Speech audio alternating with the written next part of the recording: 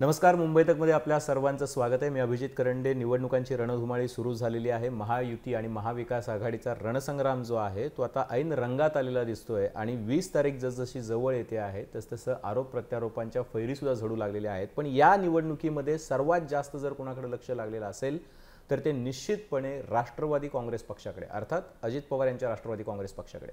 त्याचं कारण असं आहे की लोकसभेतला परफॉर्मन्स आणि त्यानंतर आलेल्या योजना, त्यानंतर पक्षाचं झालेलं गुलाबीकरण आणि त्यानंतर या वेळेला ज्यावेळेला तटकरे साहेब आपल्यासोबत आहेत तेव्हा या निवडणुकीतील चॅलेंजेस, होत असलेले आरोप प्रत्यारोप आणि समोर असलेली लढाई, यावेळेला त्यांची स्वकीयांशी लढाई आहे. हे एका प्रकारचं महाभारत आहे की ज्या महाभारतामध्ये जो प्रश्न दोन्ही बाजूला पडलेला आहे की आपल्याला लढायचं आहे कोणाशी, तर आपल्याच लोकांशी लढायचं आहे.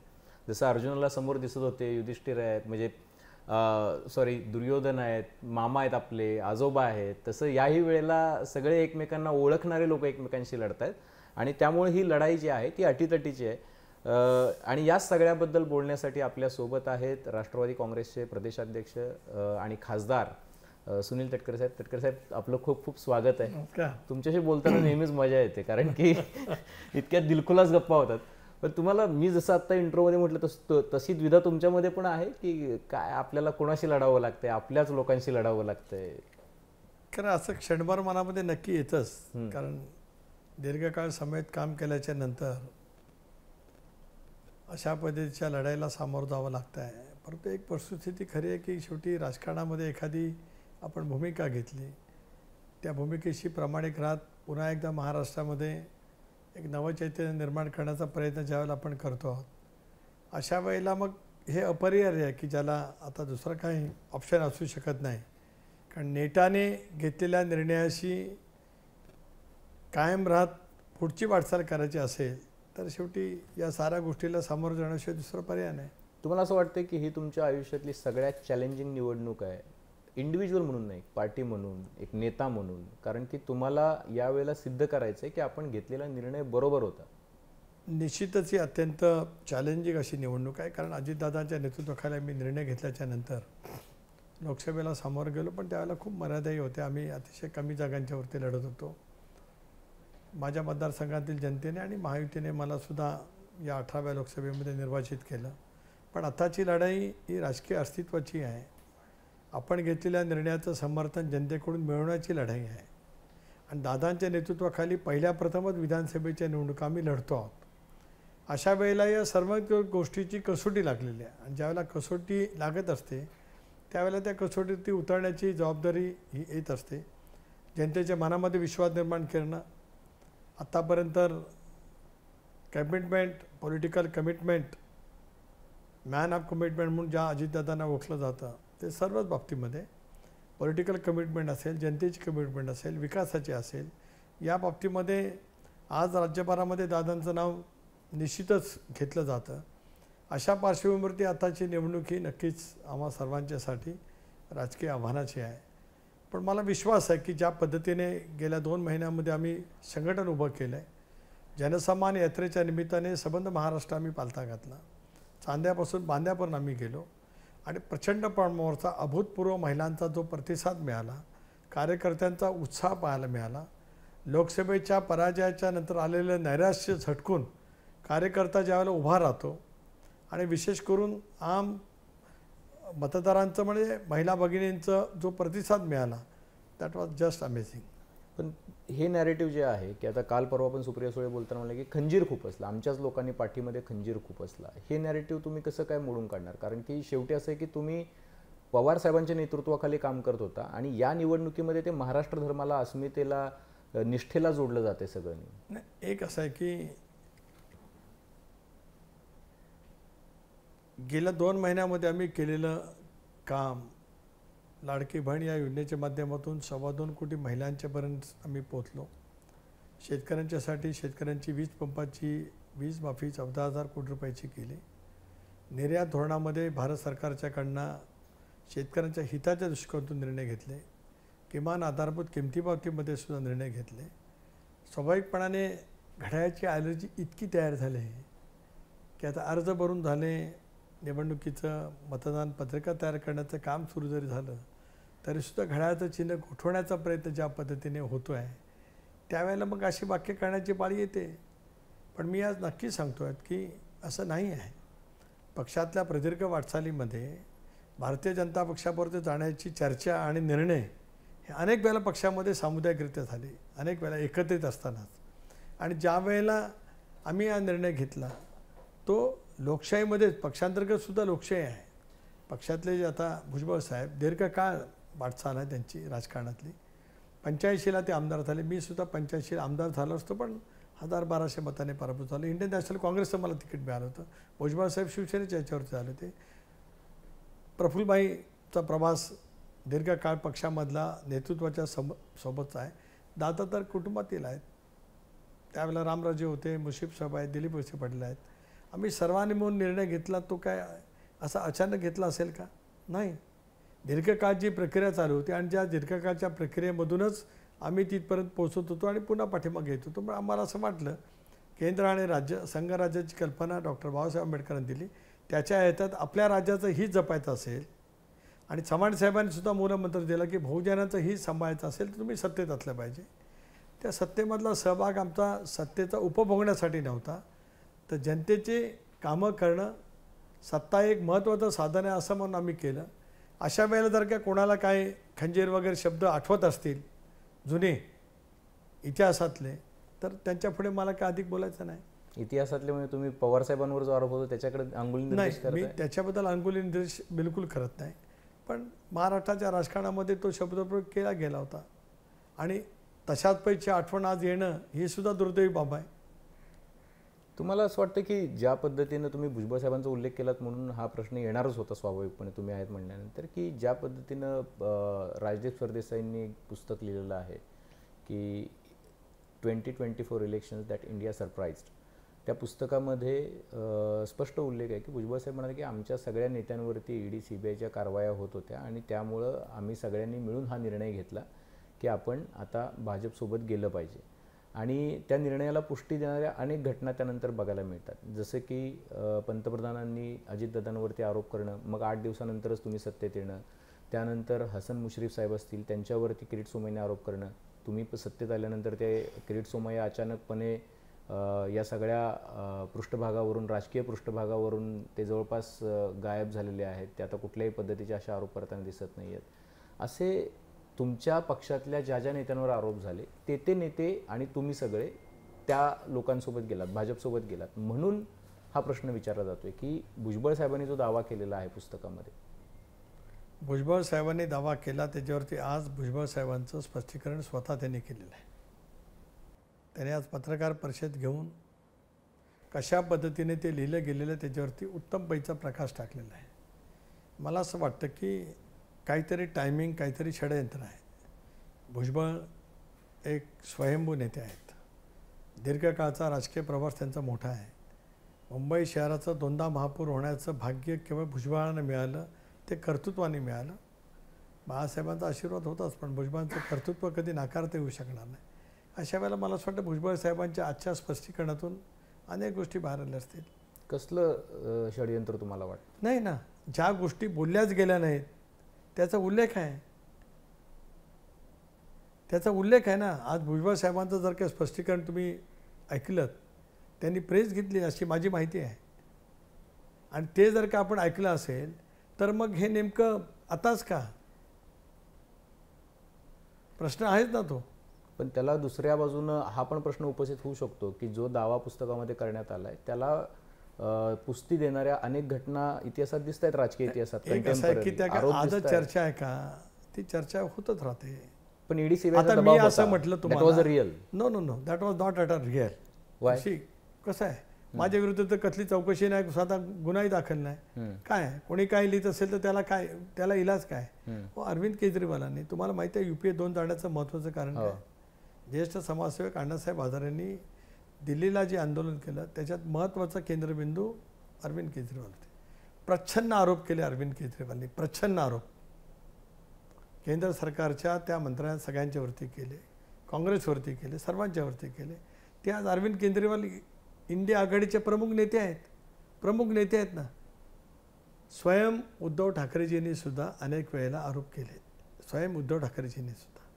त्याच उद्धवजींच्या नेतृत्वाखाली आम्ही काँग्रेस पक्षामध्ये काँग्रेस सरकारमध्ये सहभागी झालो. कुठे त्यावेळेला मग राजकीय विचारधारा गेली, जे विचारतात ती राजकीय नैतिकता त्यावेळेला कुठे गेली. मला आठवतं आहे 99 साली ज्यावेळेला स्वाभिमानाच्या मुद्द्यावरती, स्वाभिमानाचा मुद्दा दुय्यम होता, परकीय मुद्द्यावरती राष्ट्रवादी काँग्रेस पक्षाची स्थापना झाली, फॉरेन ओरिजिन, आठवत असेल तर आपण बघा. त्यावेळेला लोकसभा आणि विधानसभा एकत्रित निवडणुका झाल्या. मी पण विधानसभेची निवडणूक लढत होतो राष्ट्रवादी काँग्रेस पक्षाच्या वतीने. काँग्रेस पक्षाच्या नेतृत्वाने दिल्लीच्या आणि राज्यातल्या अत्यंत प्रखर शब्दात, प्रसंगी गलिच्छ शब्दात सर्वाधिक जास्ती टीका राष्ट्रवादी काँग्रेस पक्षावरती आणि आदरणीय पवारसाहेबांच्यावरती केली होती. सर्वाधिक गलिच्छ टीका. 2 महिन्यांनी आम्ही काँग्रेससोबत सरकारमध्ये बसलो. त्यावेळेला सुद्धा असे टीकेचे आरोप केले गेले होते. पवार साहेबांवर पण हा आरोप होतो की त्यांनी विदेशीपणाचा मुद्दा केला आणि नंतर 3 महिन्यामध्ये ते सोनिया गांधींसोबत गेले. तुम्हाला असं वाटतं पवार साहेबांचं राजकारण पण सत्तेसाठीचं किंवा एका प्रकारे ऑपॉर्च्युनिस्टिक संधी साधूपणाचं राजकारण होतं? नाही, असं मी मानत नाही. महाराष्ट्राच्या राजकारणातले 6 दशकं पवारसाहेबांनी स्वतःच्या कर्तृत्वातून, अथंग मेहनतीतून, प्रखर राजकीय इच्छाशक्तीतून उभे केलेले आहेत. गंभीर आजार असताना सुद्धा राजकारण करणं, टिकवणं ही बाब उल्लेखनीय त्या ठिकाणी आहे. त्याच्यामुळे ही टीका टिप्पणी विरोधक पवारसाहेबांच्याबद्दल सातत्याने कदाचित करत आले असते. त्याच्यात काँग्रेसही दूर नाही, ती काँग्रेसही होती. पवारसाहेबांच्याबद्दल आपण म्हणतात ती टीका करायला उद्धवजींची शिवसेनासुद्धा त्या ठिकाणी होती. त्याच्यामुळे या गोष्टी राजकारणामध्ये स्वाभाविकपणाने घडत असतात. आता आपण जरा त्या इतिहासामधून जरा वर्तमानामध्ये येऊयात. म्हणजे आता याबद्दल खूप बोललं गेलं, तुम्ही आधी पण बोललेला आहात. म्हणून यावेळेला बारामतीमध्ये असं का होतंय की कॉन्फिडन्स नाही आहे? दादा कधी नव्हे ते इमोशनल झाले. दादा असं म्हणाले की माझी आई म्हणत होती की माझ्या दादाच्या विरोधामध्ये उमेदवार देऊ नका.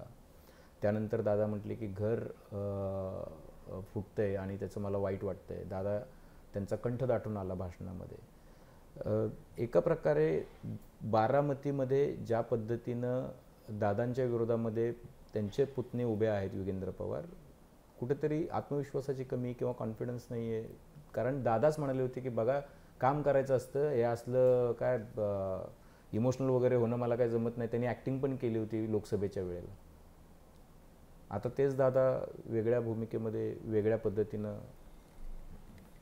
बाहेरून अतिशय करारी वाटणारे दादा आतून खूप भावनाप्रधान आहेत. मला आठवतं की ज्यावेळेला त्यांनी 2019मध्ये विधानसभेच्या सदस्यत्वाचा राजीनामा दिला, त्यावेळेला याच बिफोर बंगल्यामध्ये त्यांनी एक पत्रकार परिषद घेतली की का राजीनामा दिला. त्यावेळेला सुद्धा त्यांना अश्रू आवरता आले नाहीत. अनेक वेळेला एखाद्याची प्रतिमा एक कठोर व्यक्तिमत्व म्हणून असते, पण तरी प्रत्येक माणसाला मन आणि संवेदना असतात. दुसरा भाग अगदी नीट प्रखरतेने मी या ठिकाणी सांगतो, बारामतीच्या बाबतीमध्ये कुठलाही आत्मविश्वास कमी होण्याचं कारण आहे. तिथं 48,000चं लीड तुम्हाला म्हणजे कमी मिळालं. म्हणजे सुनेत्राताईंना जे मिळायला पाहिजे, दादांनी एवढा विकास केला, कामं केली, ज्याचा सातत्यानं दाखला दिला जातो, तरीसुद्धा तिथं पवारसाहेबांच्या बाजूने बारामतीकर उभे राहिले. लोकसभेच्या वेळेला बारामतीकर असंच म्हणत होते, लोकसभेला साहेब, विधानसभेला दादा, लोकसभेला साहेब, विधानसभेला दादा. अगदी बारामतीच्या शहरापासून ते ग्रामीण भागातला सगळा मतदार त्यावेळेला तसंच बोलत होता. त्याप्रमाणे ते झालं. आता उलटं होणार आहे. जनतेनेच ठरवलेलं आहे. आता ही निवडणूक बारामतीच्या जनतेने हातामध्ये घेतली की नाही, दादांसारखा नेता विधानसभेमध्ये या ठिकाणी हवा आहे. त्यामुळे प्रचंड फरकाने दादा त्या ठिकाणी निवडून येतील. पण दादांवरच मलिदा गँगचे आरोप होत आहेत, दादांच्या स्वकीयांकडून होत आहेत. तिथे मलिदा गँग आहे, काही लोकांनाच कॉन्ट्रॅक्ट मिळत आहेत, काहीच लोक बारामतीमध्ये मोठी झालेली आहेत, त्यांच्यामध्येच ते सगळं एक इकोसिस्टीम तयार झाले, त्याच्यामध्येच पैसा फिरतोय. आता आपण आज तारीख आहे 8, निकालासाठी 15 दिवसाची आपल्याला प्रतीक्षा करायची आहे. त्यामुळे आपण जे काही मला प्रश्न विचारले त्या साऱ्याची उत्तरं बारामतीकर 23 तारखेला या वाजेपर्यंत पुरा झालेला असेल त्यावेळेला आपल्याला अनुभवायला मिळेल. पण मलिदा गँगचे आरोप ज्यावेळेला होतात त्याला तुमचं काय नाही, असं आहे की ज्या वेळेला सगळंच हातातून जातं आणि लोकसभेसारखेच परिणाम येतील असं ज्या वेळेला कोणाला तरी वाटत असतं, त्याला मग अशापैकी आरोप करण्याशिवाय दुसरा पर्याय राहत नाही. 1,63,000चं लीड होतं गेल्या वेळेला. या वेळेला ते लीड टिकवता येईल तुम्हाला? पाल 23 तारखेला पाहू. तुम्हाला आत्मविश्वास आहे? नक्कीच 1000% आत्मविश्वास आहे. कारण बारामतीची जनता सुविधा आहे, त्यांनी पाहिलं आहे. त्यांनी 30 वर्षाची अजितदादांची राजकीय कारकीर्द पाहिलं. आज एक गोष्ट मी अभिमानपूर्वक सांगू शकतो, ड्यू रिस्पेक्ट टू नेतृत्व, की त्या नेतृत्वाने तर महाराष्ट्र घडवलं आहे साहेबांनी. बारामतीला देशाच्या इतिहासात रोल मॉडेल बनवण्यामध्ये अजितदादांचा सिंहाचा वाटा आहे. ह्या सगळ्यामध्ये हे दादांना बारामतीमध्ये इतकं घेरलं गेलं, त्याचं कारण असं आहे की दादांनी सुप्रिया सुळेंच्या विरोधामध्ये सुनेत्राताईंना वहिनींना उभं केलं. दादानंतर मला की ती चूक झाली. त्याच्या आधी बराच काळ दादांनी पवारसाहेबांच्या धोरणांवरती, पवारसाहेबांच्या वक्तव्यावरती टीका केली. तुम्हाला असं वाटतं की पवारसाहेबांवरती तुम्ही जे 1.5 वर्ष बोलत राहिलात, तुम्ही वैयक्तिक नाही म्हणते, पक्ष म्हणून दादा जे बोलत राहिले ती चूक होती, पवारसाहेबांवरती टीका नव्हती करायला पाहिजे, लोकांना ते नाही आवडलं? नाही, एक असं आहे की आम्ही निर्णय का घेतला, निर्णय घेत असताना मगाशी सुरुवातच मुलाखतीची ज्या प्रश्नापासून तुम्ही केलीत त्या पद्धतीनं ज्या वेळेला टीकाटिप्पणी सुरू झाली त्यावेळेला घेतलेल्या निर्णयाचं समर्थन नाही, पण काय निर्णय घेतला त्याची कारणमीमांसा जनतेसमोर सांगणं हे राजकीय पक्ष म्हणून आमच्या सर्वांचं कर्तव्य आहे. मी आपल्याला ते सांगतो, पुन्हा एकदा दुरुक्ती करतो की भारतीय जनता पक्षाबरोबर जाण्याचा निर्णय, याची चर्चा ही पहिल्यांदाच पक्षामध्ये होते असं बिलकुल नाही. 2014च्या लोकसभेची निवडणूकसुद्धा मी पुन्हा एकदा जबाबदारीने सांगतो आहे, भारतीय जनता पक्ष, शिवसेना, राष्ट्रवादी काँग्रेस पक्ष यांनी एकत्रित लढवावी, 16 जागा एकत्रितपणे लढवाव्यात अशी चर्चा झाली. निर्णयापर्यंत पोचलं होतं, परंतु ते मटेरियलाइज झालं नाही. विधानसभेची निवडणूक आली, 4ही पक्ष वेगवेगळे निवडणुका लढले. त्यावेळेला प्रस्थापित 4च पक्ष होते, आता 6 झाले, 8 झाले असतील, 10 झाले असतील. त्यावेळेला शिवसेना, राष्ट्रवादी काँग्रेस पक्ष, भारतीय जनता पक्ष आणि काँग्रेस पक्ष, आम्ही आणि काँग्रेस 3 निवडणुका एकत्रित लढत होतो. भारतीय जनता पक्ष आणि शिवसेनेची 25 वर्षाची युती होती. स्वतंत्र निवडणुका लढल्या गेल्या. निकालाच्या दिवशी आम्ही सगळेजण आदरणीय पवारसाहेबांच्या घरी बसलो होतो. आदरणीय साहेब होते, भुजबळ साहेब होते, प्रफुल्लभाई होते, अजितदादा होते, मी होतो. मी त्याला प्रदेशाध्यक्ष होतो. निकाल मी बघत होतो. त्याला भारतीय जनता पक्षाला याच वेळेला 11:30-12च्या दरम्यान 122 जागा मिळालेल्या होत्या. म्हणजे त्यांचं सरकार बनत नव्हतं. त्यावेळेला भारतीय जनता पक्षाने पाठिंबा न मागता आम्ही बाहेरून समर्थन केलं आणि घोषणा केली प्रफुल्लभाईंनी आणि मी प्रदेशाध्यक्ष, प्रफुल्लभाईंनी असेल जनरल सेक्रेटरी. म्हणजे भारतीय जनता पक्षाबरोबर सत्तेत जाण्याची चर्चा 14 पासून झाली. अनेक वेळेला बोललो. टीका केल्यामुळे मी म्हणतो की वैयक्तिक टीका करण्याचा निर्णय चुकला. वैयक्तिक टीका कुठे केली? मला असं दाखवा की वैयक्तिक टीका दादानी कुठे केली, कुठल्या वाक्यातून वैयक्तिक टीका आली. हे करत असताना बारामतीच्या विकासाबद्दल बोलताना दादा असं म्हणाले की संस्था ठीक आहे, पण काय इथल्या संस्था, इथला विकास जो आहे तो गेल्या 30 वर्षात कुणी केला हे जनतेला माहिती आहे. हो, मग जे त्यांनी केलं ते त्यांनी सांगण्याच्या ह्याच्यात टीका कुठं आली? त्यांनी असं सूचित केलं की साहेबांनी एखाद दुसरी संस्था स्थापन केली, त्याच्यानंतरचं सगळं मी केलेलं आहे. हो, त्यांच्यावरती जबाबदारी सोपवल्यानंतर तर दादानी केलं, तर त्याच्यामुळे त्याच्यामध्ये साहेबांच्यावरती टीका कुठं आली? दादानी काय काम केलं बारामतीमध्ये हे सांगणं, याचा अर्थ कोणावरती टीका असा अन्वयार्थ काढणं हा सुद्धा दादांवरती एक तऱ्हेचा अन्यायच आहे. मग पण आत्ता साहेबांवरती सातत्यानं जी टीका होती, लोकसभेमध्ये साहेबांना भटकती आत्मा म्हटलं पंतप्रधानांनी येऊन, त्याच्यानंतर पुण्यामध्ये जे अधिवेशन झालं भाजपचं, त्यावेळेला अमित शहा म्हणाले की ते भ्रष्टाचारांचे सरदार आहेत. त्यानंतर काल आपण ऐकलं असेल, तुम्ही भूमिका पण घेतली पक्षाने, की सदाभाऊ खोतांनी अत्यंत त्यांच्या चेहऱ्यावरच्या व्यंगाबद्दल खरं तर भाष्य केलं, त्याच्यावरती कठोर तुम्ही निंदा केली. पण एका प्रकारे सातत्यानं ज्यावेळेला तुम्ही पक्ष म्हणून त्यांच्यासोबत आहात आणि वारंवार हे क्लिअर करून सुद्धा भाजपच्या नेत्यांकडून अशी टीका होती आहे, गोपीचंद पडळकर असतील किंवा प्रसाद लाड असतील किंवा सदाभाऊ खोत असतील, या सगळ्यांनी खूप वैयक्तिक टीका शरद पवारांवरती केलेली आहे. तुम्हाला ज्या पद्धतीनं किंवा ज्या भाषेमध्ये ती टीका होती आहे ते पाहिलं तर ते लोक, तुमचे जुने जे सहकारी ते म्हणतात की एवढी प्रखर टीका साहेबांवरती होत असताना तुम्ही शांत कसे काय बसू शकता? नाही, एक असं आहे की जे कोण आमचे विरोधक आत्ताचे आमच्या याबद्दलचे बोलतात ते केवळ विरोध करायचा आहे, आमच्याबद्दलचं काहीतरी न्यूनता दाखवायची आहे याच्यापुरता बोलतात. खरं तर ते आज सोबत आहेत. त्यांनी किती प्रखरतेने त्याचा मुकाबला केला त्याचं उत्तर त्यांनी पहिलं द्यावं. पण याचा अर्थ असा नव्हे की जे काही चालू आहे ते आम्हाला मान्य आहे, बिलकुल मान्य नाही. म्हणून सदाभाऊंनी ज्या वेळेला वक्तव्य केलं, पडळकरांनी केलं, त्यावेळेला राष्ट्रवादी काँग्रेस पक्षाने निंदा केली. पंतप्रधान महोदय असतील, अमितभाई असतील, हे शेवटी वरिष्ठ नेते आहेत, देशाच्या प्रमुख पदावरती बसलेले नेते मंडळी आहेत. अशा वेळेला त्यांचं वक्तव्य राजकीय आहे आणि ते राजकीय वक्तव्याचा मुकाबला राजकीय पद्धतीनेच समोरासमोरून त्या ठिकाणी होत असतो. परंतु ही जी वक्तव्य आहेत ही खालच्या फळीतल्या नेतृत्वाची ही निंदनीयच आहेत. आम्ही त्या बाबतीमध्ये स्पष्टपणाची भूमिका मांडलेली आहे. पण तुमच्या भूमिकेला सुद्धा तडा जाईल अशी भूमिका भाजपकडून सातत्याने घेतली जाते. तुम्ही एक सेक्युलर पक्ष म्हणून पुढे येत आहे, तुम्ही वारंवार सांगताय. दुसरीकडे भाजपचे नेते महाराष्ट्रामध्ये येतात, ते म्हणतात बटेंगे तो कटेंगे. त्याला एका प्रकारे एन्डॉर्समेंट इथल्या भाजपच्या नेतृत्वाकडून दिली जाते. विशाळगडचं प्रकरण ज्याला होतं त्यावेळेला इथलं भाजपचं नेतृत्व म्हणतं की ती हिरवी अतिक्रमणं आहेत. तुम्ही एका प्रकारे तुमचा जो वोटर आहे त्याला एका प्रकारे डिस्टर्ब करण्याचा प्रयत्न सातत्यानं होतो, असं वाटत नाही तुम्हाला? एक असं आहे की भारतीय जनता पक्षाची एक विचारधारा आहे, त्या विचारधारा आधारित त्यांचं काम ते करतात. आमची एक विचारधारा आहे. दोघांची विचारधारा समान असेल असं मानण्याचं काही कारण नाही. तसं असेल तर मग इंडिया आघाडी तयारच होऊ शकणार नाही. इंडिया आघाडीतले 26 पक्षांची भिन्न विचारधारा आहे. 26. आता उद्धवजींची विचारधारा आणि काँग्रेसची विचारधारा एका समान आहे का? ती दोन ध्रुवावरची आहे.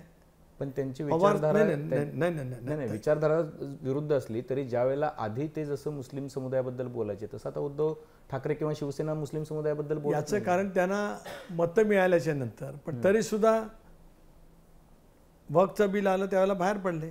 पण याचा अर्थ असा आहे की एक असं आहे की मुस्लिम समाजाच्या बद्दल बोलत त्यांची मतं घेण्याचं पाप काँग्रेसने दीर्घकाळ केलं. जाणीवपूर्वक शब्द वापरतो. मी काँग्रेसमध्ये काय होतो, पण मी आज लॉजिकली बोलतोय. अभिजितजी, वरिष्ठ सभागृहात आता एकही अल्पसंख्याक समाजाचा सदस्य नव्हता. काँग्रेसला देण्याची संधी आली होती, शिवसेनेला आली होती, काहीतरी साहेबांनी सुद्धा एकेकाळी कन्सिडरेशन केलं होतं.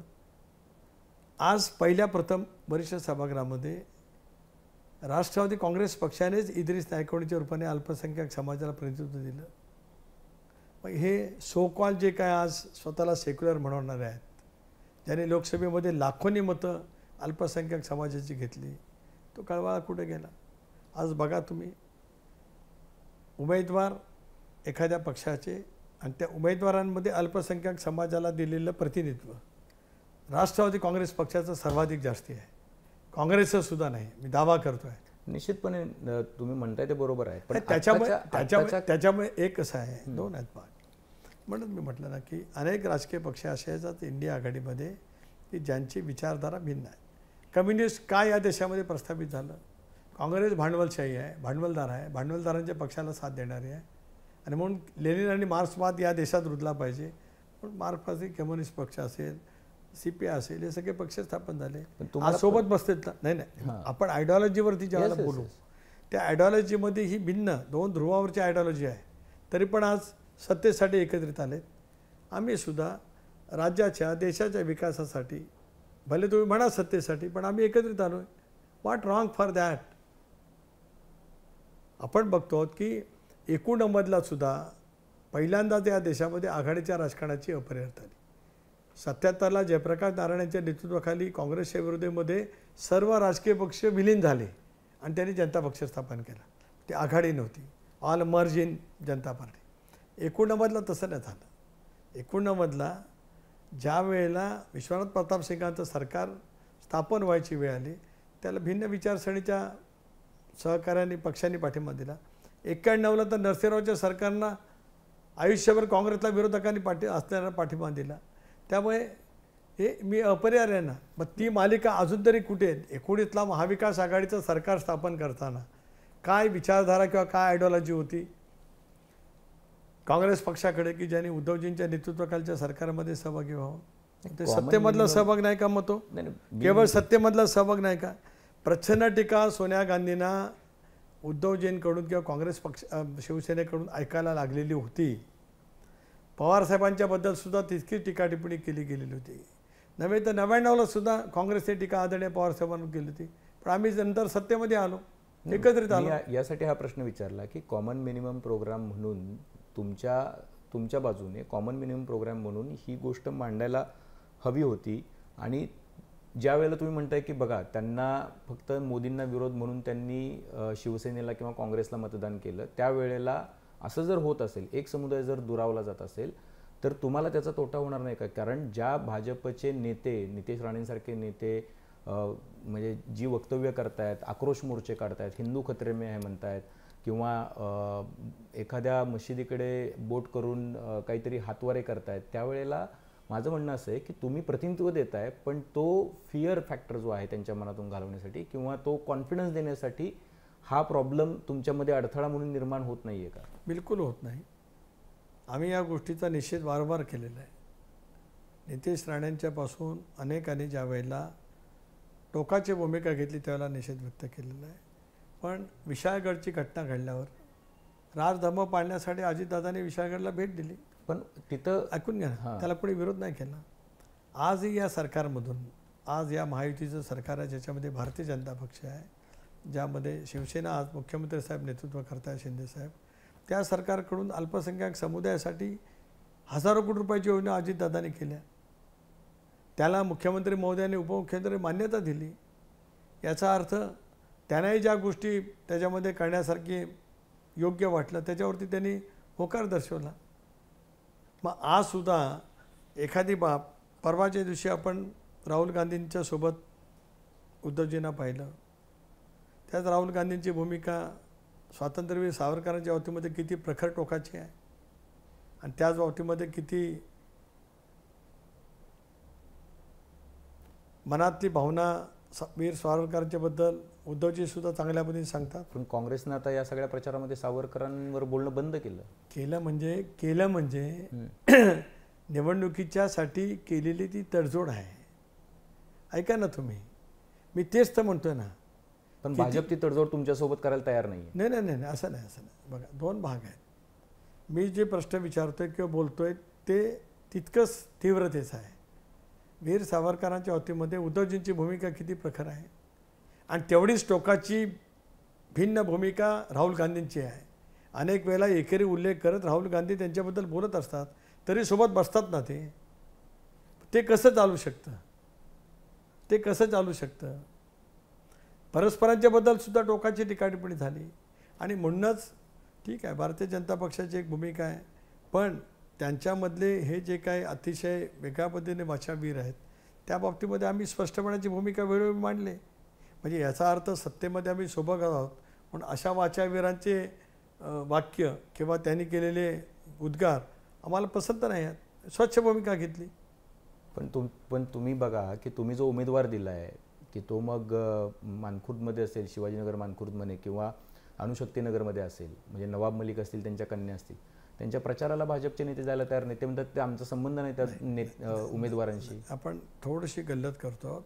सना मलिक या महायुतीच्या उमेदवार म्हणून महायुतीच्या घटक पक्षांनी मान्यता दिली. ऐका ना प्लीज. जिशानच्या बाबतीमध्ये सुद्धा मान्यता दिली. नवाब मलिक यांच्या बाबतीमध्ये त्यांचं काय रिझर्वेशन असेल, पण आज राष्ट्रवादी काँग्रेस पक्षाचे ते उमेदवार आहेत. ठीक आहे, तिथे आज शिवसेनेचे उमेदवार उभे असतील. आता एक ठिकाणी शिवसेनेचे उमेदवार आहेत, तिथे इथे उमेदवार आहेत. स्वाभाविकपणे नाही प्रचाराला नाही आले. त्याच्यात काय, महाराष्ट्रामध्ये आज महाविकास आघाडीमध्ये सुद्धा 25 ठिकाणी मैत्रीपूर्ण लढती आहेत. तिथे काय जाणार आहेत उद्धवजी किंवा आदरणीय पवारसाहेब किंवा नाना पटोले? आहेत ना. माझ्या रायगड जिल्ह्यामध्ये 3 ठिकाणी मैत्रीपूर्ण लढती आहेत. परवाच्या दिवशी पवारसाहेब, उद्धवजी आणि संजय राऊतांनी जी प्रेस घेतली त्याला पनवेल, उरण आणि इथल्या जागा घोषित केल्या. पण आहेत तिथे लढती आहेत आणि आज त्याचं समर्थन आहे सामनामधून. How this can happen?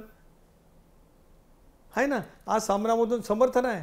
जी पेनची जागा शेतकरी कामगार पक्षाला उद्धवजींनी पवारसाहेबांच्या उपस्थितीमध्ये परवा पत्रकार परिषदेमध्ये जाहीर केली, ते अधिकृत उमेदवार शिवसेनेचे आहेत असं दैनिक सामना जे अधिकृत मुखपत्र आहे शिवसेनेचं मुखपत्र आहे. उलट शिवसेनेच्या सगळ्या नियुक्त्या ह्या सामनामधून जाहीर होतात. अशा नियुक्त्या केल्या तरी त्याच्यावरती विश्वास नाही बसत जोपर्यंत सामनामधून येत नाही. मग तुम्हाला 48 तासाच्या आत तुम्हाला असं वाटतंय की बाकीचे जे नेते आहेत, अनेक लोकांवरती आरोप आहेत, फक्त मी राष्ट्रवादीचे नाही म्हणते, राष्ट्रवादी, भाजप, शिवसेना, शिंदे यांची शिवसेना, या सगळ्या पक्षांमधल्या अनेक नेत्यांवरती आरोप आहेत. पण एकट्या नवाब मलिकांबद्दल त्यांची भूमिका वेगळी आहे. बाकीच्यांबद्दल बोलताना ते असं म्हणतात की बघा, कुणावरचा आरोप सिद्ध झाला तर तो कोर्टात होईल, त्याच्यानंतर आम्ही भूमिका घेऊ, कोर्टाला आधी ते सिद्ध करू द्या, आम्ही काही जज नाही आहे. म्हणजे अगदी देवेंद्र फडणवीस सुद्धा सगळ्यांच्याबद्दल बोलताना हेच म्हणतात की अजून कोर्टात सिद्ध होईल. नवाब मलिकांवर भाजप अन्याय करते असं वाटतं? अभिजितजी, आता तो विषय संपलाय, निवडणुकीला 10-12 दिवस राहिले, आपण दुसऱ्या कुठल्या तरी विषयाच्या वरती चर्चा करली. मला चॅप्टर इज क्लोज. दुसरा जो मुद्दा या निवडणुकीतला जो चर्चेत आहे तो आहे की बऱ्याच ठिकाणी एकमेकांच्या विरोधामध्ये लढण्याची वेळ आलेली आहे. म्हणजे जसं तुम्ही आता महाविकास आघाडीचा उल्लेख केला तसं महायुतीमध्ये पण आलेली आहे. अनेक ठिकाणी बंडखोर एकमेकांच्या विरोधात उभे केलेले आहेत. जी मुख्यमंत्री पदासाठीची जी लढाई आहे किंवा जी ती तीव्र आहे महायुतीमध्ये, आणि त्यामुळं या सगळ्या गोष्टी घडतात असं वाटतं.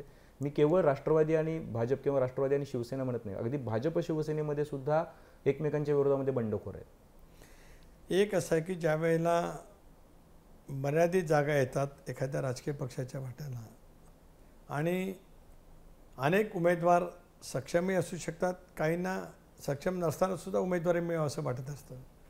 अशा वेळेला त्यांना उमेदवारी नाही मिळाली तर मग बंडखोरी होते. मला वाटतं मी 95ला पहिल्यांदा विधानसभेवरती आलो, 30 वर्षापूर्वी. त्याला महाराष्ट्राच्या इतिहासात आजपर्यंत सर्वाधिक अपक्ष निवडून आले ते 45. आणि त्यावेळेला एकट्या काँग्रेस पक्षाचे ते बंडखोर होते. एकटा काँग्रेस, सिंगल हँडेड. इतर पक्षाचे बंडखोर नव्हते. एका पक्षामध्ये बंडखोर येऊन 45 अपक्ष आमदार 1995 सालामध्ये आले होते. आता तर हे सगळे राजकीय पक्ष सत्तेवरती बसलेले होते काही काळ, आलटून पालटून, आणि त्याच्यामुळे त्या पक्षामध्ये असलेल्या कार्यकर्त्यांना उमेदवारी मिळावं असं वाटत असतं. आता आम्ही 3 पक्षाचा अलायन्स आहे, महाविकास आघाडीमध्ये सुद्धा 3 पक्षाचा अलायन्स आहे, प्लस आणखीन इतर वेगवेगळे घटक पक्ष आहेत प्रत्येकाचे. स्वाभाविकपणाने असं घडतं. म्हणून आपण पाहतो आहोत की आजही जितक्या संख्येने आपण मला पॉईंट आऊट करत असाल की महायुतीमध्ये उमेदवार आहेत, तितक्या किंवा त्याच्यापेक्षा दुप्पट संख्येने महाविकास आघाडीमध्ये सुद्धा परस्परांच्या बद्दल उमेदवार उभे आहेत. अगदी काँग्रेसला कोकणात एकही जागा नाही मिळाली, एकही जागा नाही. एकेकाळी कोकण हा काँग्रेसचा बालेकिल्ला, एकही जागा कोकणात 3 जिल्ह्यामध्ये काँग्रेस पक्षाला नाही मिळाली. आता त्याच्यामध्ये कोणाचा दोष आहे असं नाही. ज्यावेळेला 3 पक्षाचं होतं त्यावेळेला स्वाभाविकपणाने त्या गोष्टी घडत असतात. आम्हालाही काही जिल्ह्यामध्ये प्रतिनिधित्व करण्याची संधी नाही मिळाली. पण याचा अर्थ असा नव्हे ना, शेवटी ज्यावेळेला व्यापक आधारे ज्यावेळेला आपण युती किंवा आघाडी करतो आणि ती सुद्धा 3 पक्षाची, 2 पक्षाची करताना एक वेळ त्यावेळेला असं टफ होत होतं. इथं तर 3 पक्ष असल्याच्यानंतर अधिक टफ होणार आणि मग स्वाभाविकपणाने त्याच्यामध्ये अपक्ष उमेदवार अधिक मोठ्या संख्येने उभं राहणं स्वाभाविकच आहे. तुम्ही कायम हा दावा करत आलात की तुम्ही विकासासाठी किंवा महाराष्ट्राच्या हितासाठी आणि बहुजनांना न्याय मिळावा म्हणून सत्तेमध्ये आहात. पण ज्या शेतकऱ्यांचं सोयाबीन 2014मध्ये 4,500-5 हजार रुपये होतं ते आता 3200-3300 वर आलेलं आहे. कापसाचा रेट जो आहे ते सुद्धा मला असं वाटतं की तो पण वाढलेला नाही आहे.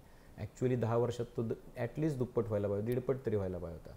दुधाचे रेट अनुदान द्यावं लागलं, जो 36 रुपये होता तो 27 रुपयांपर्यंत येऊन घसरलेला होता. कांद्याचं जो प्रश्न आहे तो पूर्णपणे अद्याप पण सुटलेला नाही आहे. आणि आपल्याला कल्पना आहे की ज्यावेळेला असे ॲग्रेरियन क्रायसिस निर्माण होतात त्यावेळेला मोठा डिस्ट्रेस लोकांमध्ये निर्माण होतो. MPSCच्या परीक्षा वेळेत होत नाही आहेत, बेरोजगारीचा प्रश्न मोठा झालेला आहे, महागाई. आपण शेतकऱ्यांना किंवा इतर सगळ्या घटकांना मदत देण्याचा प्रयत्न करतो आहे, पण गेल्या 6 महिन्यामध्ये तेलाचा डबा 600 रुपयांनी वाढलेला आहे, डाळी वाढलेल्या आहे. तुम्ही कसं कोपअप करणार यासाठी? ज्या विकासासाठी किंवा ज्या लोकांच्या सुलभतेसाठी तुम्ही सरकारमध्ये आहात, लोकांचं जगणं सुलभ होतं असं वाटतं तुम्हाला? ही महागाई, ही बेरोजगारी, हे शेतीचे प्रश्न बघून? एक बघा, एक तर लोकसभेच्या वेळेला शेतकऱ्यांच्या मनामध्ये तो तीव्र संताप होता. महायुतीच्या सरकारने केंद्र सरकारच्या जवळ सतत पाठपुरावा करत निर्यातीच्या बंदीच्या बाबतीमध्ये निर्णय घेतला, उठवला. त्यामुळे आज शेतकऱ्यांच्या मनामध्ये समाधान आहे. सोयाबीन उत्पादक शेतकऱ्यांच्या मनामध्ये सुद्धा नक्की समाधान आहे. शेतीपंपाची वीज माफ केल्यामुळे सुद्धा त्यांच्या मनामध्ये समाधान आहे. किमान आधारभूत किंमतीवरती खरेदी सुरू केली आणि त्याच्यावरती अतिरिक्त बोनस देण्याच्यासाठी सुद्धा सरकारने निर्णय घेतले. त्याच्यातूनच शेतकऱ्यांना त्या ठिकाणी मिळते आहे. आता दोन बाबी आहेत. आपण ज्या वेळेला म्हणतो की एखादी गोष्ट महाग झाली, दुसऱ्या वेळेला त्याच वेळेला आपण म्हणत असतो की शेतकऱ्यांचा दर खाली आला. म्हणजे ह्याही परस्पर दोन भिन्न आहेत. ग्राहक आणि उत्पादक. आता ज्यावेळेला कांद्याचे दर वाढले त्यावेळेला ग्राहकांचा आक्रोश आपण पाहिला. कांद्याचे दर कमी झाले त्यावेळेला शेतकऱ्यांचा आक्रोश आपण पाहिला. आता ही जी काही घडी आहे ही नेहमी सतत अशी चढ उतार होतच राहणार. कारण कधीतरी कोणाला तरी एक सफर राहील. तरीसुद्धा आज आम्ही आमच्या सरकारने आमच्या महायुतीने एक घोषणापत्रामध्ये दिले की पुढचे 5 वर्ष जीवनावश्यक वस्तू स्थिर राहतील. याचं कारणच असं आहे की ते जर काय कमी अधिक झाले तर त्याच्यातला जो काही गॅप असेल ते राज्य सरकार देईल असा त्याचा अर्थ आहे. आणि म्हणूनच माझं तेच म्हणणं आहे की अनेक वेळेला, कारण ही आपल्या देशातच घडतं असं नाही, ही जगाच्या पाठीवरती ज्यावेळेला ग्राहक आणि उत्पादक असा ज्यावेळेला प्रश्न येतो त्यावेळेला अशी स्थिती निर्माण होत असते. विशेष करून शेतकऱ्यांच्या बाबतीमध्ये येऊ नये हा आमचा निश्चितपणाने आग्रह राहील. त्या दृष्टिकोनातून राज्य सरकार उपाययोजना त्या ठिकाणी करेल आणि त्याच्यातून पुन्हा महागाईचा स्तर वाढणार नाही याच्यासाठी सुद्धा काही ना काहीतरी उपाययोजना कराव्या लागतील. तुम्हाला असं वाटतं धोरणं कुठेतरी याच्यासाठी कारणीभूत आहेत, ती चुकतात? त्याचं कारण असं आहे की ज्या वेळेला कांद्याचे दर वाढत होते त्यावेळेला आपण एक्सपोर्ट बॅन केला आणि त्यामुळं आपल्या शेतकऱ्यांचा कांदा जो आहे तो गडगडला, खाली आला रेट. आपल्याकडून जे संत्री आणि मोसंबी जायची बांगलादेशला त्यांनी त्याच्याकडे इम्पोर्ट ड्युटी लागली, कारण त्यांनी आपला कांदा तिकडे येणं बंद झालं आणि त्यामुळं संत्री मोसंबी पाठवणं कठीण झालं आपल्याकडच्या शेतकऱ्यांना. हा ॲक्च्युअली पॉलिसी पॅरालिसिस आहे. म्हणजे आपण पॉलिसीमध्ये गोंधळ करतोय. आत्ता सोयाबीनचे रेट नाही आहेत आपल्याकडे, पण आपण तेल आयात करतोय बाहेरून. तुम्हाला असं वाटतं की केंद्र सरकार किंवा राज्य सरकार ज्या धोरणं ठरवते त्या धोरणांमध्ये गोंधळ झालेला आहे सगळं? नाही, धोरणामध्ये गोंधळ नाही आहे. एक असं आहे की शेवटी आयात निर्यात हे अनेक वेळेला जागतिक बाजारपेठेवरती सुद्धा अवलंबून असते. आपण उल्लेख केलात बांगलादेशचा. बांगलादेशमध्ये क्रायसिस झाल्याच्या नंतर अनेक गोष्टीवरती परिणाम झाला, अनेक गोष्टींच्यावरती. किंवा काही राष्ट्रांच्या मध्ये ज्या वेळेला युद्ध होतं तेल उत्पादक असलेल्या राष्ट्रां क्रूड ऑइल असलेल्या राष्ट्रांच्या मध्ये त्यावेळेला मग तेलाचे भाव भडकलेले आपण पाहायला मिळतात. म्हणजे काही बाबतीमध्ये आंतरराष्ट्रीय घडामोडीमुळे सुद्धा अपरिहार्यता राहते. ते आपल्या देशात आहे असं नाही, इतरही देशामध्ये राहते. आणि म्हणूनच या सगळ्या गोष्टीचा सारासार विचार करत देशांतील नागरिकांना कुठल्याही गोष्टीचा भार, मग तो उत्पादक असेल कृषी मालाचा किंवा ग्राहक असेल, याच्यामध्ये एक तऱ्हेचा दराच्या संदर्भामध्ये तफावत राहणार नाही. ग्राहकाला सुद्धा भार पडणार नाही आणि उत्पादकाला सुद्धा कमी भावाने मिळणार नाही. याच्यासाठी सरकार प्रयत्न करत आहे आणि मला असं वाटतं त्या पद्धतीने पावलं उचलली जात आहेत. साखरेच्या बाबतीमध्ये सुद्धा भारत सरकारने चांगलं धोरण घेतलेलं आहे. त्यामुळे कसं आहे, साखर म्हणजे कांदा, ऊस उत्पादक शेतकरी आणि मग साखर, मग साखरेचा ग्राहक, मी म्हटलं त्याप्रमाणे या सगळ्या गोष्टी एकमेकाशी लिंकअप आहेत. अशा वेळेला कधीतरी असे प्रसंग येऊ शकतात की ज्या वेळेला उत्पादक आणि ग्राहक याच्यामधल्या कोणातरी एका घटकाला काहीतरी सहन करावं लागतं. प्रत्येका आत्ताच घडतं असं नाही. UPAच्या कालावधीमध्ये सुद्धा घडलं, कधी काँग्रेसची राजवट असताना घडलं, कधी संयुक्त सरकार असताना सुद्धा घडलं. अनेक वेळेला आपण पाहिलं की संयुक्त सरकारमध्ये एखाद्या पक्षाला त्यांचा अजेंडासुद्धा राबवता येत नाही. अशी अनेक उदाहरणं होती UPAमध्ये की त्यावेळेला कम्युनिस्ट डिक्टेट करायची. नरसिंहरावचं सरकार तर कम्युनिस्टांनी इतकं डिक्टेट केलं की नरसिंहरावच्या सरकारला काही धोरणंसुद्धा राबवता आली नाही. एक त्यांनी धोरण जागतिक अर्थव्यवस्थेचं केलं, त्यालासुद्धा प्रखर विरोध कम्युनिस्टांनी केला होता. कारण त्यांचं म्हणणं असं होतं की जागतिक अर्थव्यवस्था, मुक्त अर्थव्यवस्था तुम्ही केलं की पुन्हा भांडवलदार या देशामध्ये येतील. पण तो निर्णय नरसिंहरावचा आणि मनमोहन सिंगाचा अतिशय योग्य होता. पण त्याला विरोध होत होता म्हणजे सरकारमध्ये असलेल्याच प्रतिनिधींचा. हे आता जोपर्यंत एकपक्षीय राजवट येत नाही तोपर्यंत हे चालत राहणार. मी हा प्रश्न का विचारला, त्याचं एक बॅकग्राऊंड होतं. त्याचं बॅकग्राऊंड होतं की तुम्ही लाडकी बहीण योजना आणली आणि ती गावागावापर्यंत नेली, तुम्ही जनसन्मान यात्रा काढल्या आणि महिलांमध्ये दादा पहिल्यांदाच इतक्या मोठ्या प्रमाणावरती गेले. त्या महिलांना तुम्ही असिस्टन्स दिलं, म्हणजे 1500 रुपये महिन्याला दिले. आत्तापर्यंत 7,500 रुपये त्यांच्या अकाउंटमध्ये पोचलेले आहेत 2,30,00,000 महिलांच्या खात्यामध्ये.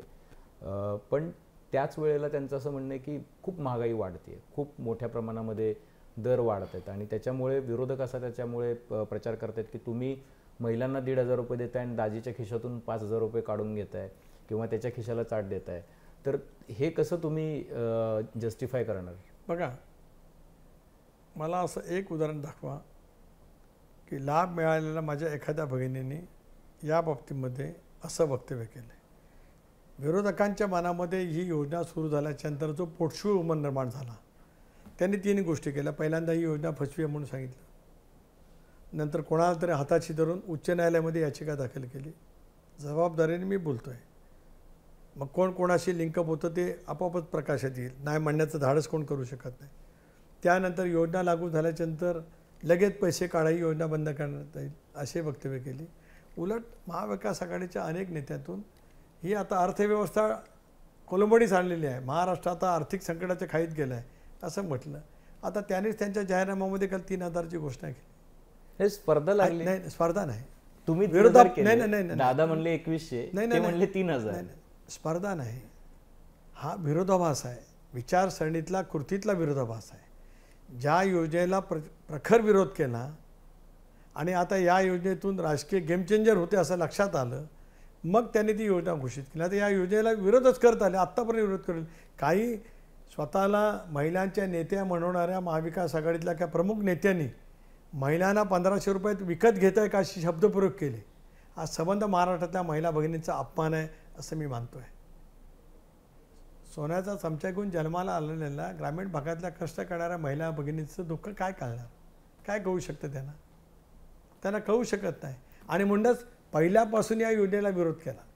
आता तुम्ही जे म्हणताय, आता जे तुम्ही जे म्हणताय हे योजनेचं जे सहभागी झाले त्यांच्या वाक्य नाहीत, ही विरोधकांकडची वाक्य आहेत. एक असं आहे की हे जो काही स्तर आहे किंवा आता GST आहे किंवा काय, हे सगळं जे सरकारमध्ये होतं त्यांनी ते केलेलंच आहे ना. कुणी कोणाला दोष द्यावा? आता हे सरकार येण्यापूर्वी उद्धवजींचं सरकार होतं, त्याच्या आधी 14 पूर्वी आम्ही सत्तेवरती होतो. तर कुणी कोणाकडे बोट दाखवावं? एक बोट दाखवताना 4 बोटं आपल्याकडे येतात, याचं भान काही राजकीय नेते विसरतात, ते दुर्दैव आहे ना. पण तुम्ही ज्येष्ठ नेते आहात, मला हा प्रश्न अकॅडमिक जरा वाटेल लोकांना, पण मला विचारायचं की ज्या पद्धतीनं काँग्रेस असो, म्हणजे अगदी काँग्रेसनं महालक्ष्मी योजनेत 3,000 रुपये देऊ म्हणाले, तुम्ही म्हणाले 2,100 रुपये देऊ, हे मोफत ते मोफत, रेशन मोफत, तुम्ही ग्रामीण भागातून येतात, तुम्हाला तरी किमान अत्यंत नीट कल्पना आहे की काय सिच्युएशन आहे, खाली रोजगार मिळत नाही आहेत, लोक कामाला मिळत नाही. अशा पद्धतीनं राज्याच्या तिजोरीची पण काय अवस्था होते ह्याची पण तुम्हाला कल्पना आहे. ठीक आहे, आपण राजकारणासाठी त्या गोष्टी ठीक आहेत, पण हे सस्टेनेबल आहे असं तुम्हाला वाटतं? कुठलाही पक्ष, हे पक्षविरहित प्रश्न आहे हा माझा, मी तुम्हाला राष्ट्रवादीचे नेते म्हणून हा प्रश्न विचारतच नाही आहे. तुम्ही सगळ्यांनी मिळून, काँग्रेस, राष्ट्रवादी, शिवसेना, भाजप, अजून कुठले पक्ष असतील 4, त्या सगळ्यांनी मिळून हे बसून एकदा ठरवायला पाहिजे की आपण या स्पर्धेमध्ये कुठपर्यंत जायला पाहिजे. राज्य एका प्रकारे काय आपण म्हणू की कसोटीला लागेल इथपर्यंत, राज्याची तिजोरी कसोटीला लागेल इथपर्यंत तरी नाही जायला पाहिजे. एक असं आहे की आता मला संधी मिळाली तर मी हा प्रश्न सगळ्या नेत्यांना विचारेन. मी तुम्हाला जरूर विचारा. कोणी याचं उत्तर निवडणुकीच्या पूर्वी देईल असं मला वाटत नाही. निवडणुकीच्या नंतर आपण प्रश्न विचारा, सर्वांना एका प्लॅटफॉर्मवरती आणा आणि मग या विषयाच्यावरती चर्चा करा. आज काय हा प्रश्न आताच्या कालखंडात अप्रस्तुत आहे. हरकत नाही, पण आपण सर भेटूया म्हणजे इलेक्शन नंतर नक्की त्या विषयावर चर्चा करायला सरकार येऊ, तुमचा योग किंवा अजून कोणाचा येणार आमचंच आहे, पण तरी आपण चर्चा करू त्याच्यावरती, कारण ही खूप गरजेची चर्चा आहे मला असं वाटतं. आणि तुम्हाला त्याची जास्त कल्पना आहे, तुम्ही ज्येष्ठ नेते आहात म्हणून मला विचारायचा मोह झाला हा प्रश्न. आत्ता इलेक्शनच्या काळामध्ये जरी अप्रस्तुत असला तरी सुद्धा शेवटी पत्रकार आहे, निघालं उत्तर तर मला हवंच होतं ते. पुढचा मुद्दा असा आहे की तुम्ही पक्षात कधी नव्हे ते काय एकदम पक्ष गुलाबी दिसायला लागला, हा प्रश्न तुम्हाला कोणी विचारलेला नाही मला माहिती आहे. ही आयडिया कोणाची आणि त्याचा काय फायदा झाला असं तुम्हाला वाटतं ह्या गुलाबीकरणाचा? एक असं आहे की ज्यावेळेला आपण बघा, आम्ही निर्णय घेतल्याच्या नंतर आम्ही लोकसभेच्या निवडणुकीला सामोरं गेलो. आम्हाला कमी जागा लढवायला मिळाल्या.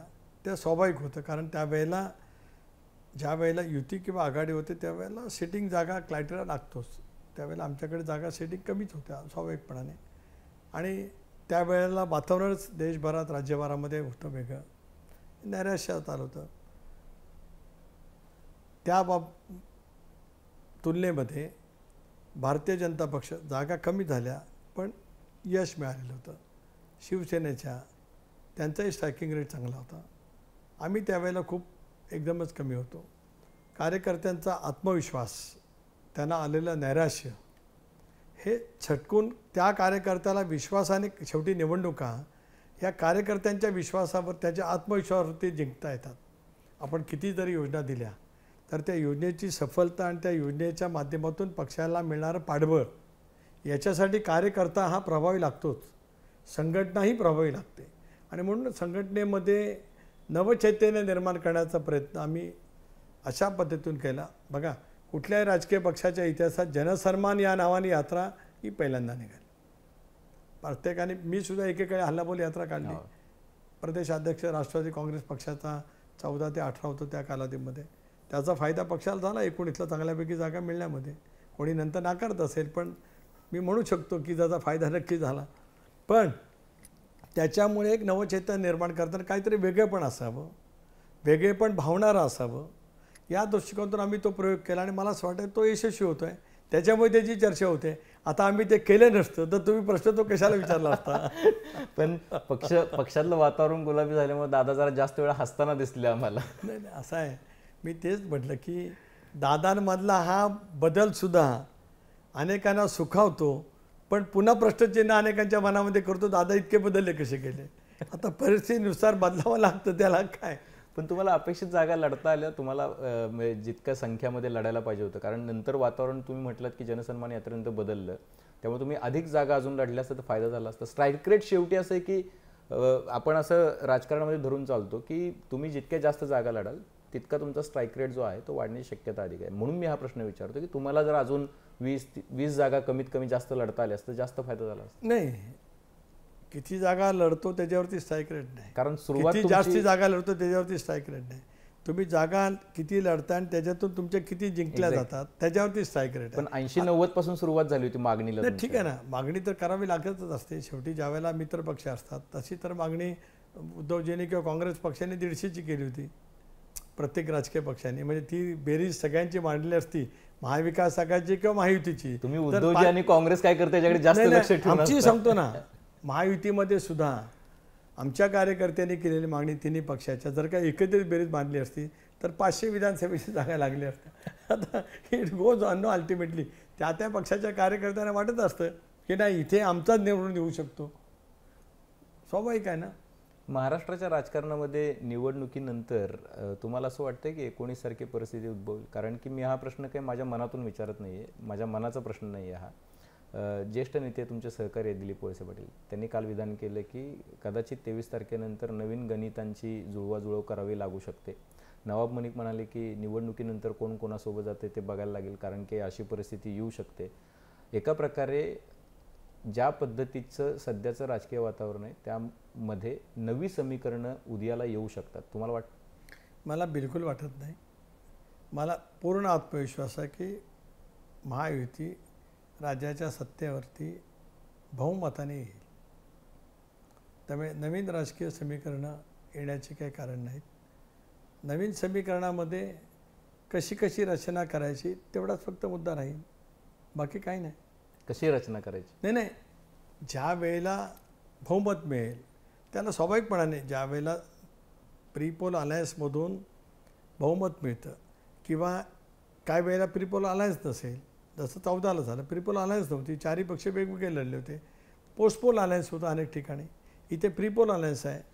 महाविकास आघाडीचा प्रीपोल अलायन्स आहे निवडणूक पूर्व, महायुतीमध्ये सुद्धा आहे. आता त्यामध्ये मी पुन्हा दावा करतो, महाराष्ट्रातलं लोकसभेचं वातावरण आता पूर्णपणाने बदललेलं आहे. महायुतीला अनुकूल असं वातावरण राज्यामध्ये नक्की आहे. मी पण महाराष्ट्र फिरतो. मी पण 85पासून जवळून निवडणुका केल्या स्वतःहून. मी लढलो आहे आणि अनेक वेळेला लोकसभेच्या निवडणुकीच्या निमित्ताने प्रचाराच्या वेळेला फिरलो आहे. आत्ताचं वातावरण आम्हाला अनुकूल आहे. आम्ही स्पष्ट बहुमताने सरकारमध्ये येऊ. पण जर अशी वेळ आली, नवी समीकरणं निर्माण करण्यासाठीची जर वेळ आली तर त्यासाठी राष्ट्रवादी ओपन आहे? नाही, समीकरण नवीन होणारच नाही आहे. बहुमतच आहे. बहुमत आहेच राष्ट्रवादी काँग्रेस पक्षाला. 19 नंतर ज्या पद्धतीचं राजकारण आहे ते बघितल्यानंतर रोलर कोस्टर राईड आम्हाला बघायला मिळाली. 5 वर्षामध्ये जे सत्तेत होते ते विरोधात गेले, जे विरोधात होते ते सत्तेत आले. एकाच 5 वर्षाच्या कालखंडामध्ये म्हणजे 3 उपमुख्यमंत्री, 2 मुख्यमंत्री, 3 मुख्यमंत्री बघायला मिळाले. म्हणजे असं पहिल्यांदा झाले की जे पहिल्यांदा मुख्यमंत्री झाले ते विरोधी पक्षनेते झाले, ते विरोधी पक्षानंतर परत उपमुख्यमंत्री झाले. जे पहिल्यांदा उपमुख्यमंत्री होते ते दुसऱ्यांदा तिसऱ्यांदा उपमुख्यमंत्री झाले, जे विरोधी पक्षनेते होते ते दुसऱ्यांदा मुख्यमंत्री झाले. म्हणून विचारतो की नवीन समीकरण काही होऊ शकतं. Politics is the major possibilities त्याच्यामध्ये असतात. आहे, खरं आहे. आत्तापर्यंत पाहिलं त्याप्रमाणे राजकारण हे असं अनेक वेळेला म्हटलं जातं आळवाचं पाणी किंवा अनिश्चित राहतं. परंतु ते अनिश्चितीचं वातावरण महाराष्ट्रातलं संपुष्टात आलं पाहिजे. आणि मला असं वाटतं की ही निवडणूक निर्णायक कौल देईल की ज्याच्यातून नवीन काय वेगळं समीकरण उदयाला येण्याची काय गरज राहील असं मला स्वतःला काय वाटत नाही. खरं आहे. आता 19ला सुद्धा आता कोणी तुम्ही परत म्हणाल मी टीका टिप्पणी करतो. 19ला कसं आहे, शिवसेना आणि भारतीय जनता पक्षाची युती झाली, काँग्रेस राष्ट्रवादी काँग्रेस पक्षाची युती झाली, निकाल आले भाजप 105 अधिक 10 त्यांचे अलायन्स पार्टी 115, 105 धरू, शिवसेना 56 अधिक त्यांचे 5 अपक्ष पण 56 धरू, 105 आणि 56 161 स्पष्ट बहुमत. पण नाही घडलं. त्याच्यातून मुख्यमंत्री पदावरून किंवा अन्य काय कारणावरनं मतभेद झाले. कमिटमेंटवरनं झालं, कमिटमेंट झाली न झाली त्यांनाच माहिती असेल. आणि त्याच्यातून नवीन राजकीय समीकरण जन्माला आलं, जे असं आलं की ते अतिशय विरोधाभासाचंच आलं. कारण काँग्रेस शिवसेनेच्या मुख्यमंत्र्यांच्या नेतृत्वाखालच्या सरकारमध्ये असणं किंवा अगदी राष्ट्रवादीसुद्धा शिवसेनेच्या नेतृत्वाखालच्या सरकारमध्ये असणं हे सुद्धा म्हटलं तर जर आज तुम्ही आमचं सरकार विषम दृष्टिकोनाचं सरकार आहे, विचारसरणीचं सरकार आहे असं म्हणत असाल आमच्या सहभागानंतर, नाहीतर शिंदे आणि फडणवीस एका विचारसरणी त्यांची आहे, नैसर्गिक युती आहे. अमान्य काळात फक्त शिंदेने घेतलेला निर्णय हा फारकत घेऊन घेतलेला निर्णय असेल, पण विचारसरणी एकच होती. पण 19ला आपण ते अनुभवलं ना. कारण कधी कोणी स्वप्नातही पाहिलं असेल की सोनियाजी उद्धवजींच्या नेतृत्वाखालच्या सरकारला सहभागी होण्यासाठी हो म्हणतील. अनेक वेळेला राजकारण म्हणून जसं 1979ला चरणसिंगाच्या सरकारला पाठिंबा दिला इंदिराजींनी आणि पाठिंबा काढला, विश्वनाथ प्रताप सिंगाच्या सरकारला पाठिंबा दिला राजीवजींनी किंवा त्याच्यानंतर आलेल्या सरकारला, चंद्रशेखरांच्या सरकारला पाठिंबा काढला. पाठिंबा बाहेरून देणं आणि सरकारमध्ये सहभागी होणं भिन्न गोष्टी आहेत. बरोबर. त्याच्यामुळे पाठिंबा कधी काढता येतो आणि तो काढला काँग्रेसने 2दा. 79ला काढला, म्हणूनच 91ला काढला. आज नाही, आज तशी स्थिती नाही. ती राजकीय परिस्थिती भिन्न होती. आपण हे पाहिलं देशाच्या इतिहासात की 96 ते 99 3 वर्षात 3 लोकसभेच्या निवडणुका झाल्या. 3 वर्षात 3 वेळेला 96ला झाली, 98 झाली, 99 झाली. इतकी अस्थिरता या देशाने कधी अनुभवली नव्हती. त्यामुळे काही फेज असे येतात, काही कालखंड असा येतो, मग तो देशाच्या राजकारणात असेल किंवा राज्याच्या राजकारणात असेल की त्यावेळेला हे असं घडतं. आणि त्याच्यामुळे ते नंतर स्थिरावलं ना.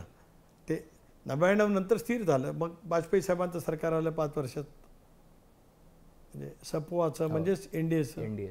नंतर मग UPAचं आलं. आज मोदी साहेबांच्या नेतृत्वाखालचं परत एनडीएचं सरकार आहे, ते आता परत 15 वर्षासाठी आलं आहे. म्हणजे ते स्थिरावलं. म्हणून काही वेळेला काही कालखंड असा येतो तो देशाच्या राजकारणात किंवा राज्याच्या राजकारणात की त्याच्यात अशा काही घडामोडी घडतात. पण अपेक्षा असं करूया की आता पुढची 5 वर्ष महाराष्ट्राला स्थिर पद्धतीने, म्हणजे आपण म्हणा ती वस्तुस्थिती नाकारता येत नाही. देवेंद्रजी अजितदादांचं सरकार अल्पजीवी, नंतर मग उद्धवजींचं अजितदादांचं सरकार ते सुद्धा 2 वर्षाचं. त्यानंतर मग पुन्हा एकनाथराव मुख्यमंत्री झाले, देवेंद्रजी उपमुख्यमंत्री झाले, दादा परत उपमुख्यमंत्री झाले, ते विरोधी पक्षनेते होते. सुरुवातीला 19ला एकनाथराव एकेकाळी विरोधी पक्षनेते होते, ते परत सरकारमध्ये आले. अशी जी काय आज अस्थिरता दिसते त्याच्यामुळे अनेक वेळेला मतदारांच्या मनामध्ये सुद्धा जी काय संभ्रमाची अवस्था निर्माण होते की मी कोणाला मतदान करावं, हे खरं आहे, अशी होते. आणि आज स्थिती निर्माण झालीसुद्धा आहे. पण या स्थितीवरती परिणामकारक उत्तर महायुतीच्या सरकारने या 3-4 योजना देऊन जे काय दिलेलं आहे त्यामुळे जनतेचा विश्वास आता महायुतीवरती आहे. मुख्यमंत्री कोण? बसू, एकत्रितपणाने बसू. आणि आज महायुतीचे नेते, आज दिल्लीमध्ये शेवटी भारतीय जनता पक्ष मोठा पक्ष आहे, त्याच्यामुळे महायुतीचे निर्णय दिल्लीच्या नेतृत्वापासून होतात. तसे महाविकास आघाडीचे पण होतात, पण काही समान दिल्लीमध्ये बसून. महाविकास आघाडीचे पण कोण काय म्हणत असेल की हे दिल्लीला गेले, आम्ही दिल्लीला गेलो म्हणून टीका टिप्पणी होते. शिवसेनेचे नेते पण दिल्लीला गेले. अनेक वेळेला साहेबांची चर्चासुद्धा दिल्लीच्या नेतृत्वाशी होते. ते अपरिहार्य आहे ना. शेवटी एक जो पक्ष मोठा असतो त्या पक्षाचं नेतृत्व दिल्लीत असेल आणि म्हणून त्या त्या राज्यातल्या प्रादेशिक पक्षाच्या नेतृत्वाला चर्चा करण्यासाठी दिल्लीला जावं लागलं तर त्याच्यात काय वेगळं काय? जे स्वतः बोलतात करतात ते दुसऱ्यांना टीका टिप्पणी करतात की असं करायला गेलं तसं करायला गेलं. काही नाही, पॉसिबिलिटी काही नाही. पॉसिबिलिटी सिम्पल आहे. राज्यात महायुतीचं सरकार कुणाच्या नेतृत्वात येणार हा प्रश्न आहे. आज आम्ही भारतीय जनता पक्ष, शिवसेना, राष्ट्रवादी काँग्रेस पक्ष तिघही निवडणुका लढतो आहोत. एकनाथराव मुख्यमंत्री आहेत. अनेक वेळेला असं म्हटलं जातं, प्रघात आहे की मुख्यमंत्री असतील आणि त्यांच्या नेतृत्वाखाली ते निवडणूक लढत असतील तर त्यांच्या नेतृत्वाखाली निवडणूक आहे. आज तिन्ही पक्ष म्हणजे मुख्यमंत्री आहेत, देवेंद्रजी उपमुख्यमंत्री आहेत, दादा उपमुख्यमंत्री आहेत, यांच्या नेतृत्वाखाली आम्ही सरकार निवडणुकीला सामोरं जात आहे. महायुती निकाल येईल त्याला बसू. पण काही समान सूत्र ठरलंय कशाबद्दल?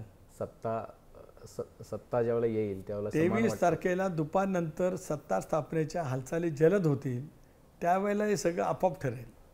पण दादा मुख्यमंत्री व्हावेत अशी इच्छा बऱ्याच वर्षापासून आहे ना. जनतेच्या मनात ती इच्छा आहे, कार्यकर्त्याच्या मनामध्ये सुद्धा वाटतं. पण मी परत बोलतो, अनेक वेळेला बोलले की वी आर रिअलिस्टिक. आम्ही वास्तववादी आहोत. आज आम्हाला माहीत आहे की काय आहे आणि मुख्यमंत्रीपद होण्यासाठी किती संख्याबळ लागतं, काय लागतं याची जाणीव आहे. पण अलीकडच्या कालावधीमध्ये संख्येवरनं सुद्धा काय राहत नाही, म्हणूनच असं अनुभवाला मिळालं. पण तरीही आम्ही त्या बाबतीमध्ये आग्रही नाही आहोत. ज्या वेळेला तशापैकी निकाल लागतील एकत्रितपणाने बसू. तिन्ही पक्ष एकत्रित बसतील, दिल्लीच्या नेतृत्वाचं सहमती घेतील आणि राज्यामध्ये सत्ता स्थापन करतील. शेवटचा प्रश्न माझा जाता जाता की तू दादा गुलाबी जॅकेट वगैरे घालतात, तुम्ही काय गुलाबी कुर्ता वगैरे घालताना कधी दिसला नाही ते? असं जरा कधीतरी मला पण चांगलाच आहे, पण मलाही बऱ्यापैकी कपडे व्यवस्थित असावेत असं वाटतं नेहमी. त्याच्यामुळे ज्या दिवशी जो उपलब्ध असेल, उपलब्धी आहे बरी बऱ्यापैकी, नाही अशातला भाग नाही, पण ठीक आहे ना, आता त्याला काय. चला ठीक आहे. तुम्ही खूप मनमोकळेपणानं दिलखुलासपणानं गप्पा मारल्यात, अनेक प्रश्नांना उत्तरं दिलीत. फक्त एका प्रश्नाबद्दल आपल्याला पुन्हा भेटायचं आहे आणि तो प्रश्न आहे तो योजना आणि त्याचा परिणाम राज्यावरचा. तो निश्चितपणे अशा राज्याच्या अर्थव्यवस्थेवरचा तो निश्चितपणे या काळामध्ये त्याची चर्चा होणार नाही आणि ती रियालिटी मलाही कल्पना आहे त्याची. पण बहुतेक प्रश्नांना तुम्ही थेट सरळ उत्तरं दिलीत आणि लोकांना, मतदारांना, कार्यकर्त्यांना निश्चितपणे आश्वस्त केलं आहे की महायुतीचं सरकार येईल. आता घोडा मैदान लांब राहिलेलं नाही आहे, उणे पुरे 12-13 दिवस राहिलेले आहेत आणि 12-13 दिवसामध्ये आपल्याला लक्षात येणार आहे 23 तारखेनंतर दुपारनंतरच आपली पुन्हा भेट होईल, इथंच भेट होईल, कारण तुम्ही इथंच असणार आहात, इथेच आतषबाजीमध्ये भेट. त्यामुळं पुन्हा त्यावेळेला आपण चर्चा करू, गप्पा मारू. तुर्तास तुम्ही मुंबई तकशी चर्चा केलीत, बातचीत केली त्याबद्दल मनापासून आभार. पाहत रहा मुंबई तक.